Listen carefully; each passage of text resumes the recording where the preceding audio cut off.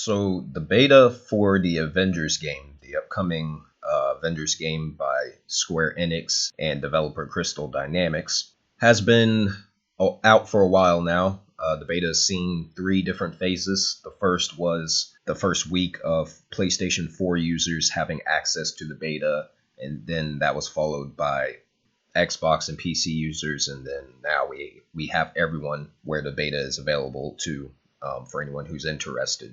I've been back and forth with my thoughts on the beta for the Avengers game. There are certain things I do like about the game. For one, I think the production values in it are pretty damn good in certain areas, especially regarding the cutscenes. Some of the character designs I actually found to be rather satisfying. And in general, the controls and the presentation of the gameplay is pretty spot on, and it's pretty much what I expected the game to be. The problem, however, and why I will not be buying this game day one, or anytime soon for that matter, is the gameplay. The gameplay for this is, how should I put it?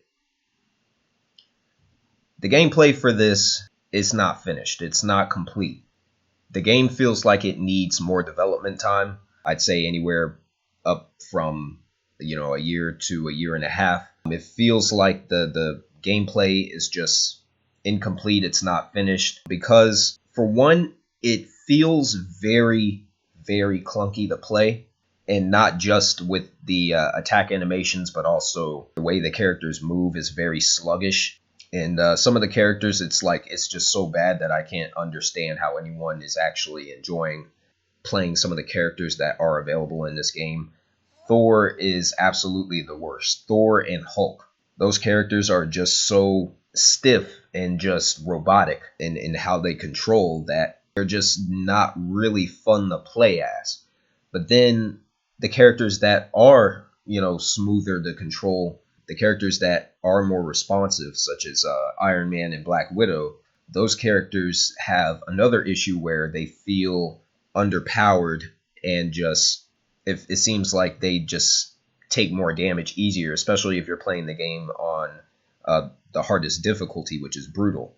And it's clear what type of audience this was made for, because the Avengers is essentially what it is it's a multiplayer live service game with a single player campaign, and it's a live service game in the form of Destiny. It feels like the game was really made for the lowest common denominator, which is a big problem with a lot of AAA games in the video games industry. It seems like they just wanted a game where the players will just drop in. You'll have one person playing as one specific member of the Avengers, and then you'll have a team up to 4, and you just go around and punch things and destroy objects in the environment, and the whole point is to gather loot, pointless loot, so you can level up the characters, and that's really the whole point of the game itself. It wasn't made to be a strong single player experience. It was made to appeal to a very casual audience, and that's really the biggest problem that I can tell that this game is going to have. And I also noticed that even though you have multiple playable characters, and even though some of the characters they have their own each character has their own unique ability or skill set, they're all really cut from the same cloth, because the characters are designed to do one thing, and that's just to kill as many enemies as possible. But the way they've done it is it's pretty unsatisfying to play some of the other characters, because they all kind of control very similarly. Every character has a normal attack string, a simple attack string that doesn't ever change, and then they have these they have 3 special abilities using the shoulder buttons, and then they have some kind of special perk. For example, Black Widow can temporarily turn herself invisible, as well as any allies that's within her immediate vicinity. Although this seems to be rather pointless unless your health is just so low that you just need the AI to get off your back for a little bit. That's really the only thing I can really see that power being useful for. And then the Hulk has what's known as rage, where you hold down a button, and instead of him taking damage, he'll regain health with all the damage that he takes, which is pretty accurate to the comic books and all that. But it just seems like a gimmick, the way that it's actually designed in the game. It doesn't feel like something that's an actual fun gameplay mechanic to use. I did like some of the story missions that I played, the two story missions that are in the beta. And so the single player campaign itself may turn out to be something that's worthwhile, but not for full price. This is still first and foremost a live service multiplayer game, and multiplayer is clearly the primary objective that Crystal Dynamics had during the development process for this. Speaking for myself, live service games is not something that I'm a fan of. I don't like live service games because there's no point to them. They're designed to get the player to engage with them as long as possible. But the problem with live service games is that their gameplay is so dumbed down and so repetitive to the point where it feels like the gameplay is an afterthought. And Avengers really falls into that same camp. Another thing I really don't understand that gaming journalists have also pointed out is the fact that the loot system really doesn't make any sense in this game. And so basically it's similar to any other loot-based game that's out there, you know, be it if you're talking about the Destiny games or the Neo games or some of the recent Assassin's Creed games. Whatever the case, how the game works is that you'll acquire gear from the levels that you play.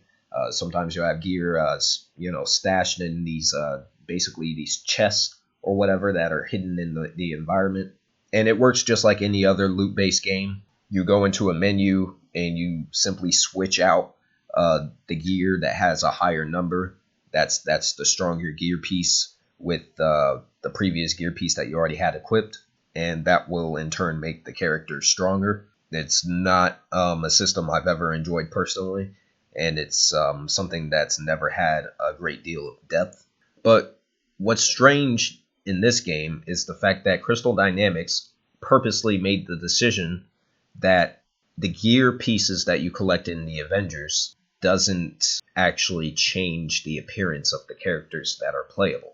All they do is increase your stats, and that's something that's extremely strange and uncanny. It's a very weird design choice, because one of the main reasons why people play games that have loot-based systems is so that they can customize their specific character to look the way they want them to. But you won't be able to do that in the Avengers game. Instead, they have unlockable skins that are reminiscent of the character's different appearance throughout the history of the comics that they appear in, which is very similar to Star Wars Battlefront 2's hero system, where you can customize certain characters to have a different skin based off of their different appearance from those movies. But if they were just going to do that, why not just have the skins and then forego the game having a loot system at all? And that's not even the biggest problem with this game. The biggest issue I had with the gameplay itself is the fact that a lot of the enemies are damage sponges. I've even seen gameplay videos of people playing online with other players, having a full team taking on one target, and they could not fucking put a dent in the specific target that they were all ganging up on. And that's crazy to me, because this is a game about the Avengers. These characters are supposed to be powerful. If they all gang up on one target, that target should go down with relative ease. Also, there's an overall lack of balance with this game. The Hulk in particular feels like the weakest character in the game. He only takes a few hits before he's incapacitated. And that's a big problem, because you're the fucking Hulk. You should feel like you're powerful playing a character like the Incredible Hulk. But in this game, that power fantasy or whatever is completely missing. So it just feels like the aesthetics and the actual attack animations just go to waste, because you don't actually feel like the character that you're playing on screen. Now, I think the character they got the most accurate is Iron Man. But just like the other characters in the game, Iron Man suffers from stilted controls, stiff movement, all of that. He's extremely clunky to play with his basic attack string, and it is crazy to me. I've seen some of the other reactions, some of the more positive reactions to this game. I saw one dumbass comment on GameFAQs where some dumbass decided to try and compare this to Spider-Man PS4, and in their opinion, this game has a better combat system than Spider-Man PS4, which is absolutely fucking absurd. This is nowhere near on the same level as Spider-Man PS4. It's not even close. The depth of the gameplay is just not there, like whatsoever. Spider-Man PS4 wisely took cues from the Batman Arkham games, and the combat designer for Insomniac Games provided a different spin on a lot of the Arkham gameplay mechanics that you find in the Batman Arkham games, so that their gameplay fit the Spider-Man character. This game doesn't have that sort of depth whatsoever. The gameplay is extremely shallow. You walk up to a target, you do a basic attack string, and you can mix it up with certain characters using their special abilities on the shoulder buttons, but those abilities have an extremely long cooldown, so you can't even use them that much, and that just makes the gameplay more repetitive. The level design in certain places just doesn't make any sense for a video game in 2020. For example, there's a level that I played. I was Black Widow. I was playing as Black Widow in this level. It takes place in New York City. And as I was roaming around, I came across this body of water. There was this platform that clearly you as the player are supposed to jump on the platform to reach the other side. But I was like, you should be able to swim, right? And so I jumped in the water, and that killed me instantly. It took one of my lives away.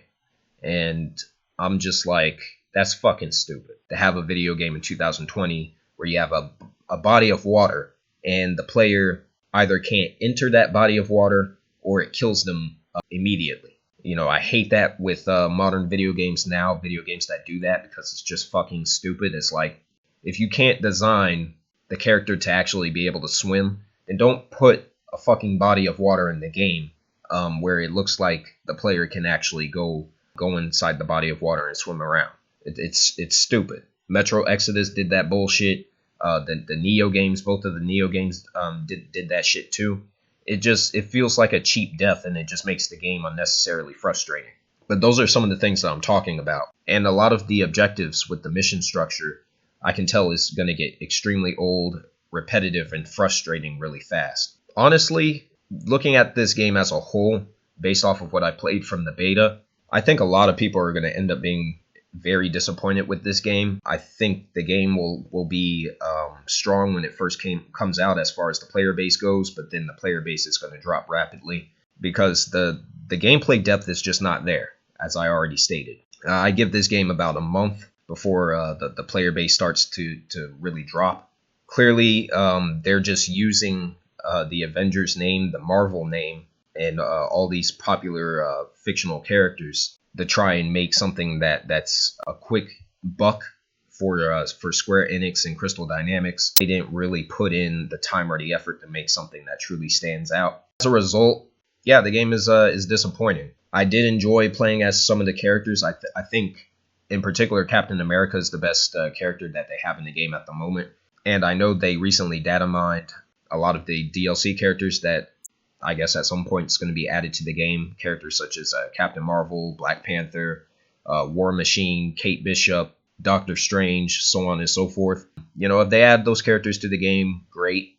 But, you know, it may suffer from that Final Fantasy the CD&T thing of it's too little too late. The game should have been good from the beginning, at launch, on release. It seems that that's the direction that this game is headed. That's what this game's fate's going to be, because they didn't put in time to make something that actually has depth to it and feels fun to play when, you know, you're holding the controller and you're pressing buttons. It feels like something that's extremely sluggish, unresponsive. The depth is not there to make the gameplay loop fun enough for an extended period of time. So all in all, as a result, there are things I did enjoy about the beta, but ultimately, I'm not going to waste my time with this. I'm tired of paying full price for games that just come out and they're either extremely shallow or the gameplay is just not good, or the story and the characters is just shit, and the game developers are relying on lavish graphical presentations to sell copies, and I'm tired of that bullshit. And this game clearly falls into that camp. Yeah, for right now, I may pick the game up with a significant price drop in the future and see how it is after they patch the hell out of it. Right now, I'm not going to waste my time with this. This is why we need more gameplay betas, because then you'll be able to truly see, what is truly worth playing and what's not. So yeah, I will not be buying this game when it comes out early next month in September. As a result of what I experienced in the beta, this game has a lot of work. It is not ready for mass market release. As a result, I will not be supporting this at launch or anytime soon for that matter.